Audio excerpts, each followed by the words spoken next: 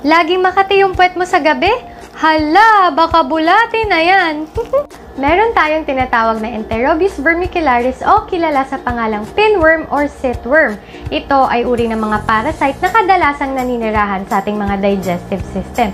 Ito ay maliliit na worms na usually half-inch long lang, kulay puti, at yung infection na kinukos nila ay tinatawag na enterobiasis or oxyuriasis. Kahit anong edad pwede magkaroon ng pinworm infection, pero mas madalas ito sa mga school-age children. Paano ito nakukuha?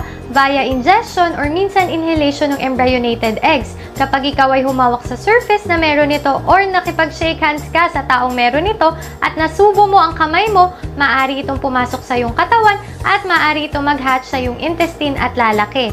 Yung mga female adults kapag nangitlog, pupunta palabas ng iyong anus. Doon sila mangingitlog, kaya kumakate yung puwet mo. At within 3 to 6 hours, pwede ka na maka-infect. Kapag kinamot mo yung puwet mo at humawa ka sa iba, makakahawa ka na.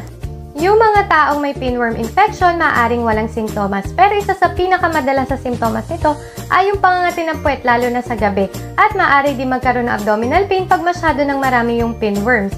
Paano ito na-diagnose? Meron tayong tinatawag na tape test. Sa umaga pagkagising, kumuha ka ng transparent na tape, idikit ito sa iba't ibang parte ng puwet. Pagkatapos ay ipasa ito sa doktor para masilip sa microscope kung meron kang mga pinworm eggs at mabigyan ka ng karampatang gamot.